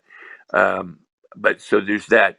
Alex William Smith, also known as Jonathan Morell, and I did the discussion on his platform the other day, and I just really enjoyed my time spent with him. And it's again, I think another. Oh, he just Facebook said something. I mean, I don't. He's not listening, obviously, but simultaneously they said that his name showed up on my computer screen. Did a nice discussion the other day that I really think is worth valuable and worth sharing. So if you want to share that today, I think it's if memory serves me right, it's at 3 p.m. my time, and it's the Dennis Waitley book study. So this will be week 3 of the study. So if you're involved in that, that's today. And Dennis was with Doria last night, and I got to jump in a little bit with Doria, and she and I had a little bit of a conversation towards the end afterwards about the old days and how things have evolved from the '60s to today, which was really pleasant. And Dennis shared. I had a phone call that usurped my entire time. I didn't make it into our room, and I didn't really get to pay attention to Dennis because of the phone call. I'm happy that I had the phone call, but I'm just saying that I wasn't. I didn't. I was otherwise occupied. Dr. Finance, who has a room on Friday nights, is a friend, and I hooked him up with Joe Vitale and with some other guests. So he's thrilled about that. Called me last night too and said, or didn't call me. He hit me up on Clubhouse and said, "Hey, come on in and say hi to Grant Cardone." And I said, "Okay." When I got there, by the time I got there, Grant had left. He was like, I want to hook you guys up, have you talk." And I was like, "Well, that was real cool." Well, it'll happen another time, but I mean, he was like, so I guess what I'm trying to say is that last night, instead of being in our room, I was on the phone with Doria in Dr. Finance and trying to get into our room and a bunch of other things that were all going on simultaneously. And they were all really good. I mean, they're all really good things. And, Dr. Finance and I will be doing some stuff together. Joe Vitale, I got him coming into Clubhouse on a Friday night that we would normally have our room, but it'll be in January. So I invited Joe to be on Dr. Finance's show or his room. So, and that night there'll be Sharon Lecter and probably Forbes and Joe and myself or whatever. So I've been hooking him up with some other guests as well. So there's just a lot happening in this Clubhouse world in terms of exchanging and up leveling. At some point, some of these people may end up coming into my room or our rooms, or our clubs, because in terms of being reciprocal and everything else. So you just know that there's many different things that are percolating, I guess, percolating or on the horizon, and that are positive, and that there are opportunities, and many of them may come to fruition, and some may not, but it's all moving forward, and just lots of really kind of new things. I mean, Ori and I mean, Ori's like, I'm convinced, Ori's like that we sat in the same place, probably had cocktails together in the '70s, and don't realize that we knew each other back then. And I'm the same way. I'm like, it's almost, without a doubt, probably true. And Dory and I, our paths had to have crossed in so many different ways, from the '70s on, and yet we didn't know each other until earlier this year.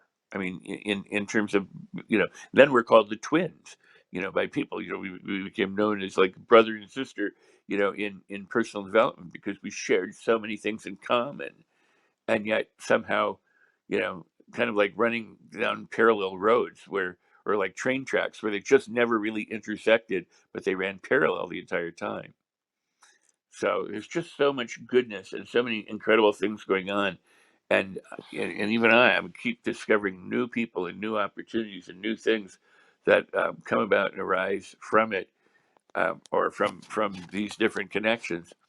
I loved having both Ramey. I mean, think about that. We're talking about Napoleon Hill. I talk about Napoleon Hill. I've trained Napoleon Hill for 40 years. The great granddaughter and granddaughter are friends of mine. The grandson, has become a more recent connection friend of mine. Um, Don Green, has become a friend of mine, and and Ramey and Ben.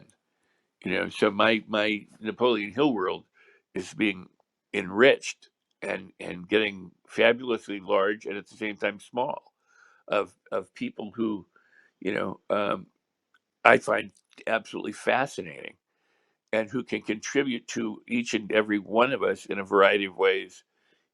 So it's just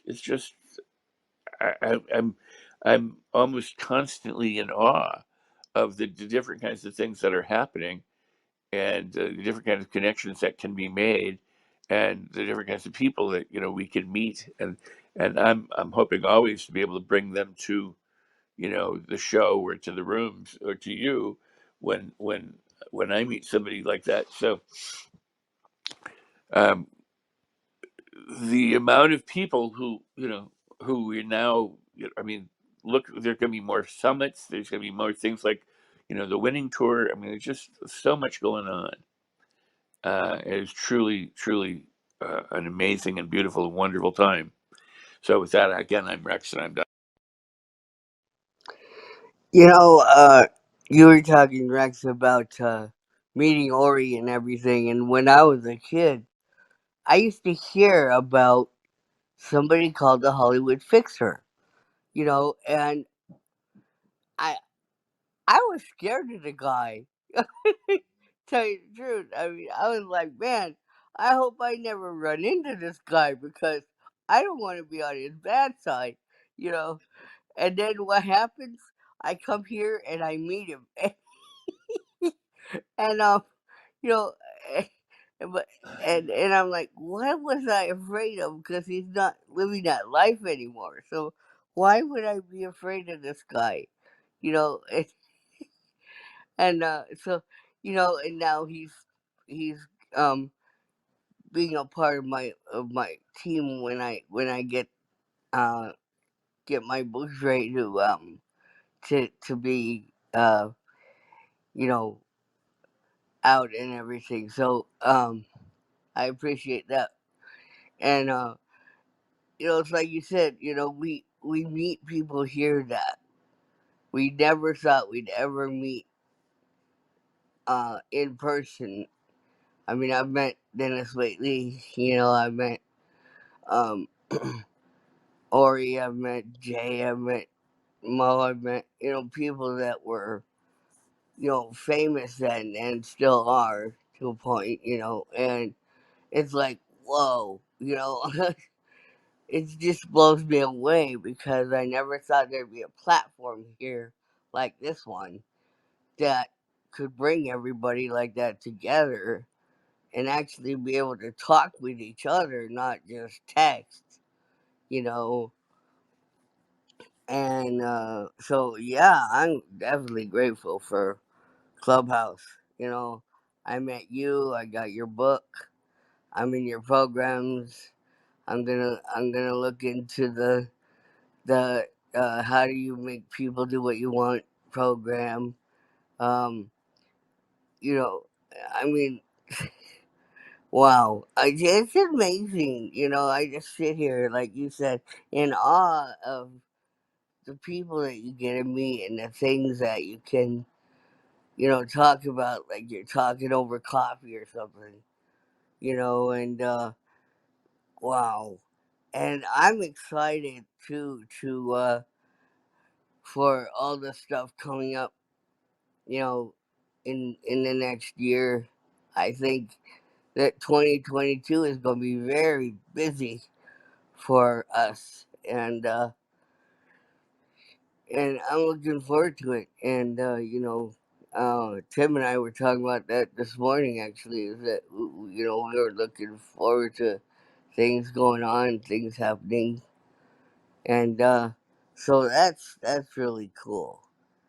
And so now I'm going to relinquish the mic to our dear friend Tim. Well, what if Come, come back, so sad you're not. I'm just kidding. I'm just kidding. So we got low cash in the room. If you'd like to share with us, just throw some words in your profile. We'd love to have you up, and you're gone. Yeah, This is he left right. You were in mid sentence, and it's like I yeah. saw him coming on. I'm like, oh man, This is how we do. this is how we do. So yes. So yeah, there's been a whole lot of wonderful ground covered in today's room. Um, I'm excited for today's hypnosis uh, uh, summit. I mean, Rex spoke, but we still have other guests, and there's more to learn. And then there's going to be the Q&A thing, I believe. I don't have a date on that one yet, but that'll be awesome. Um, I'm so gonna we'll get. guess probably the last day of the summit, which is the 15th, I think. Yep, sounds about right. I'm just guessing, but I could be wrong. Yep, that's a possibility. But until it's committed, I don't bank on it. You know. Well, But there may or may not be one, but the what they did the last time was it wasn't the last day. It was it was after the summit ended. They had 1 or 2 days following the summit where they did a live Q&A, if I'm recalling correctly. So they might do that again. I just haven't seen anything about it yet, so it's kind of surprising. right, right. And I don't remember when he asked. I mean, he asked me if I'd be willing to, would I do a Q&A, and I said, yeah, sure. Let me know when. And so either he hasn't asked me, or he hasn't asked me, and or anybody, or he hasn't asked whatever. So but it is possible. So we'll see what happens. Yep.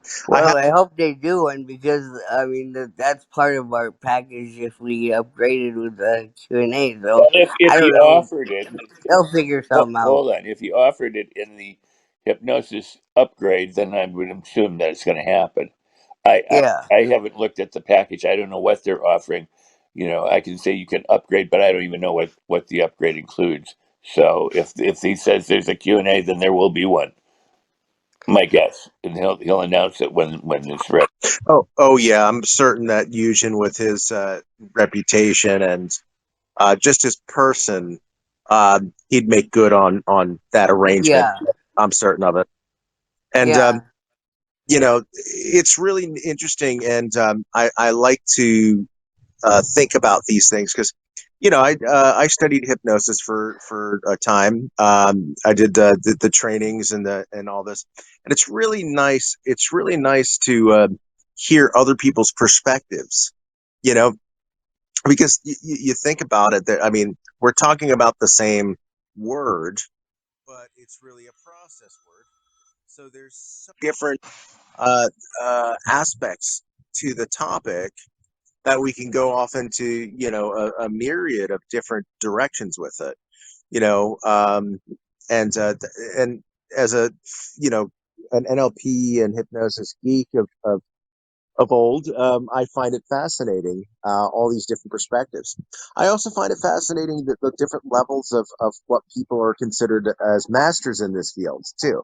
Because I mean, as a musician, a lot of times we talk about, having chops and all that stuff. And I'm like, wow, you know, this person is a master trainer of this form, and I'm like, you know, I don't know, I don't get it. This person doesn't resonate or speak to me specifically, you know, but I guess they're a master. Who am I to judge? Well, But there was one time I was listening a couple of days ago, and I was listening to this one session, and I'm like, what does this have to do with hypnosis?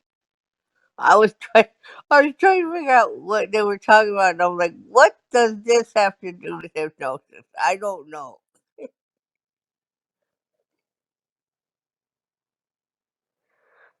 So yeah, I mean, I I still wonder that. I don't know what uh I don't remember what they were talking about, but to me it had nothing to do with what it was supposed to have something to do with. But like Greg said, sometimes you get, good good good, nuggets out of stuff, and then you find people who are you're like, what? you know? So I mean, that's what I was thinking about when we were just talking about, Tim, when you were talking about how you were listening, and then at some point you're like, I don't know. So anyway, I'll shut up now. all right, well, not all right, but I just got a text in the background trying to help Nance out. But yeah, I I saw mean, that. I think that's wonderful. I think that's wonderful that there's so many different perspectives, and there's so many different levels of involvement, and so many different levels of perception and perceptual awareness about this thing. And but the amazing thing to me is they all talk about hypnosis. You know, the you can have 5 or 6 days, or yeah, 5 days, 8 speakers a day. So what is that? 8 hours, 40 hours of a discussion on the topic, and still not have the same idea of what that topic is. And then I go into these rooms about modding, and these rooms about the algorithm, and these rooms about being a super mod and being a super mod for pay, and all this stuff, and the same thing occurs. You can have these marathon rooms, and it attracts people because it's going for days and days. They see the same title and say, "Oh my God, this is still going. Let me see what's going on. There's 875,000 people in this room. Let me see what's going on. There's this celebrity in this room. Let me see what's going on." Right? And the big thing is those numbers are stacked, by people that attend. So I mean, if we did these rooms every day and just connected them, right? If we had the mods and we had the people coming in and we did a daisy chain thing, we could show in a week. So say we average 50 people a day. That's a high estimate, but say that, right? That means we can show a room with 350 people by the end of the week. It's just amazing, because there's just so many different people that are doing these things, and just keeping things going. And it's all part of how they're trying to game the system. And the thing is, there's a guy that wrote a book, and it's not NLP based, but it's statistics based, and the book was called How to Measure Everything. And literally, you can break down aspects of any part of the business or any part of your actions, behaviors, uh, internal representation, all that stuff that we do in NLP. They can assign a metric to, and I think if they did an NLP 3.0, they would probably end up doing that. So you can do change scores and cards, and bringing metrics into the change so you can measure it. Right? That's a different story. When you go into these rooms, they're talking about all these different rooms by volume, by uh, microphone use, by passing the microphone by down on stage.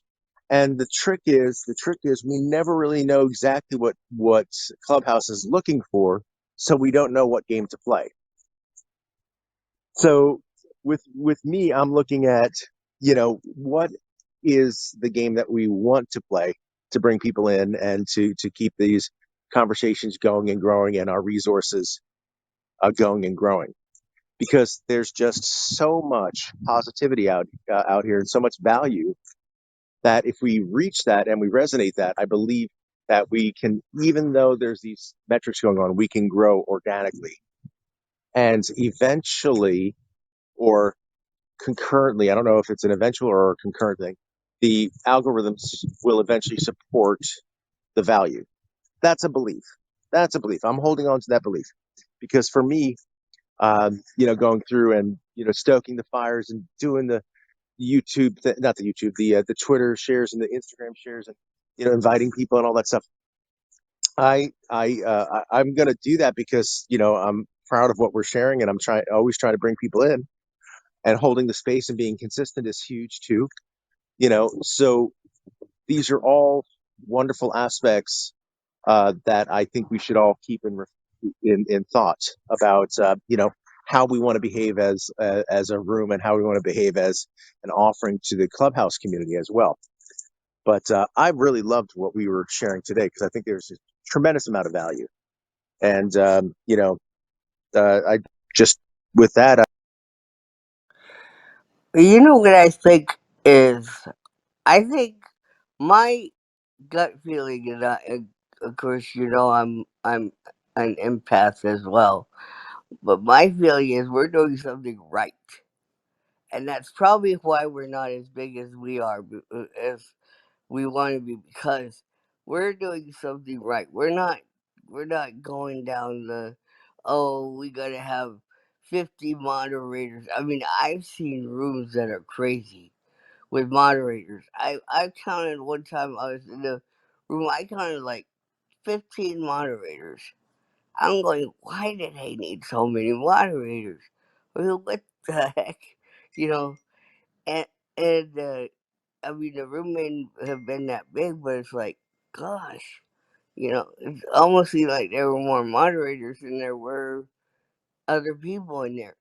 And, but I think we're doing something right because we're not counting down to, okay, let's talk about uh the crypto or the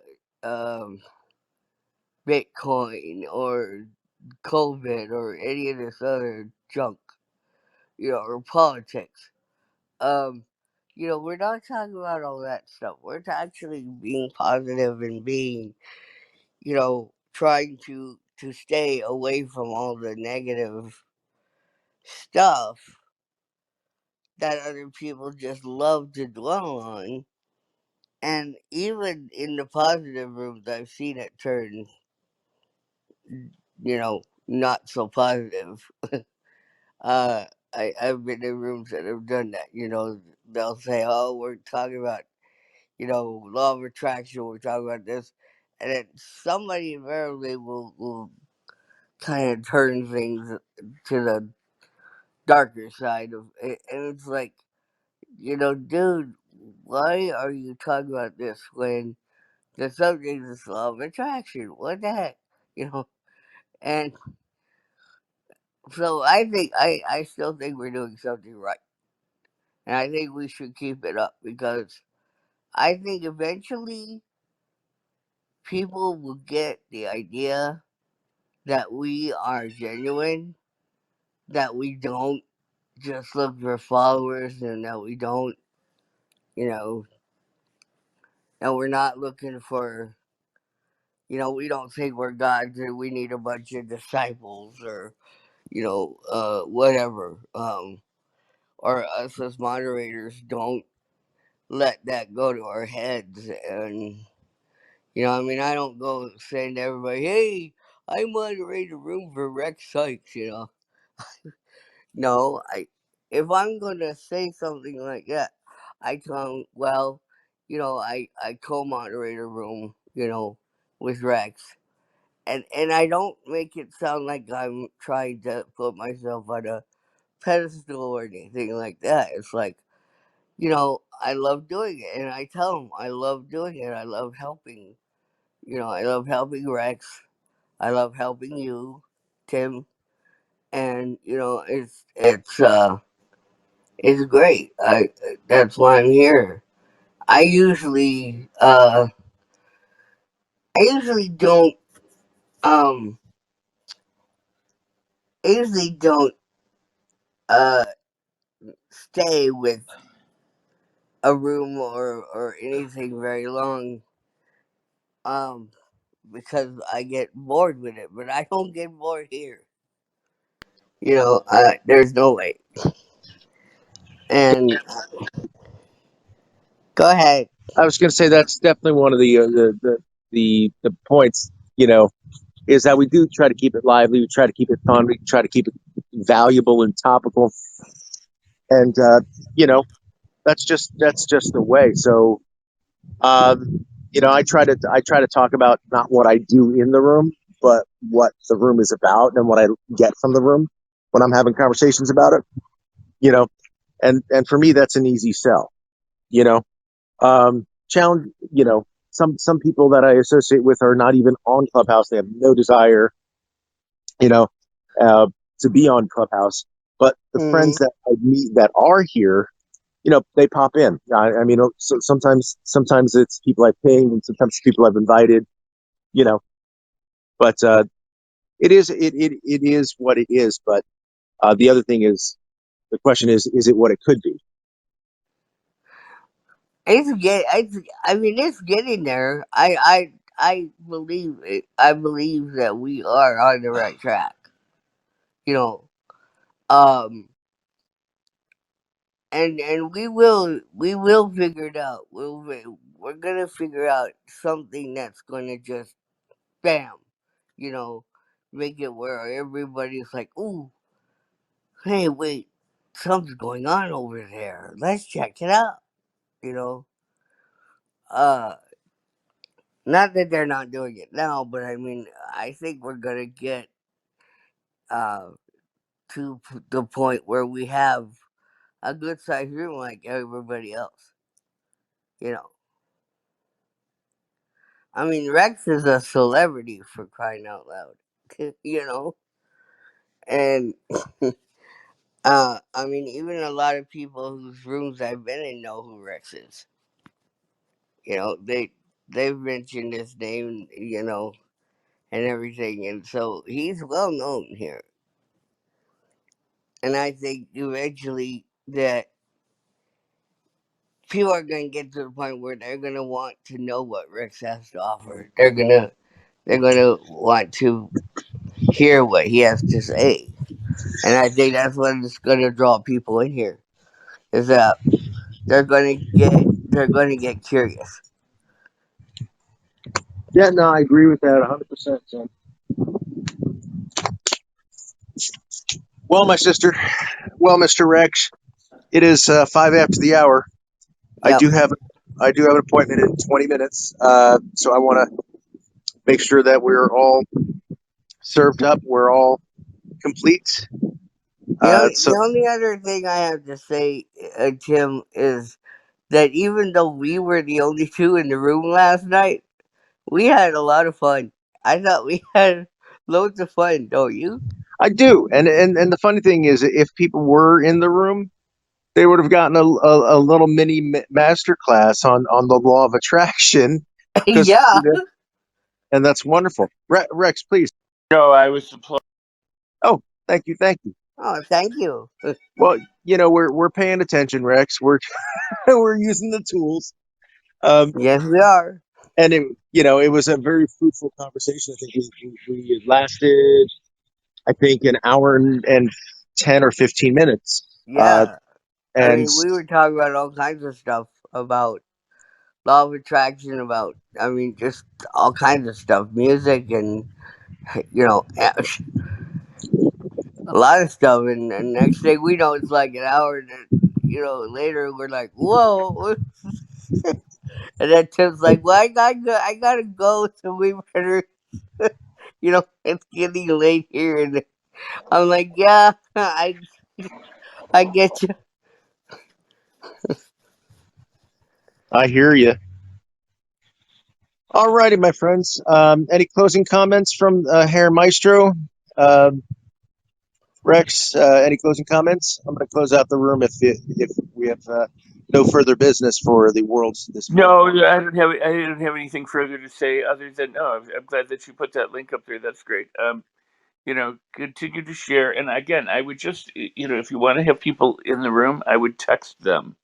If you have text stuff, just text and say, "Hey, join us tomorrow at this time" or something like that. It seemed to work when I did it. I haven't done it in a while, and I should do it again. But and maybe not. Maybe it was just a coincidence, but and or not a coincidence, and that the text had no effect, but the energy behind the process made the difference. So I mean, I have no proof one way or the other, but I know that the day that I texted a bunch of people, or the 2 days that I texted, we had a sizable increase in who attended the room. The day after I started texting, and the day that I was texting. So I encourage that as a practice. I get texts from a lot of different rooms, from Glenn Lundy, from different JT Fox, from and I don't even know how I got on their text things, but I'm getting texted Grant Cardone and things. But by the way, have you seen David Spivak lately? I haven't, and I don't think in the last month gotten anything to attend. Nope, I'll have to go back in the group. not a peep. There is Not activity in the group, but not a peep on. No, I don't mean on Clubhouse. I meant, normally we meet like every other Friday, and I haven't. I think it's been over a month since I've seen anything, and I may have missed a particular Friday. Like we were busy with something. I know that there was one Friday that we missed. I forget what it was. It was either it was the Dennis Waitley thing. But since then, I haven't seen anything that says, "Hey, we're meeting this Friday." Register. So I was curious. Haven't seen nothing. Well, I'll either ask Armin or I'll ask David. But um, since none of us know, that's cool. Anyway, have a fabulous weekend. We'll see you tomorrow. It Yep. snowed here a little bit, and so I'm debating whether I actually want to go outside or just stay in and stay cozy today. I did have some things that I could do, but I can also push them off until Monday. And tomorrow it's supposed to be in the 40s, so none of the snow that we got less than an inch, but none of the snow will stay. But and then on Wednesday it's supposed to be in the 60s. So Yeah, go figure, right?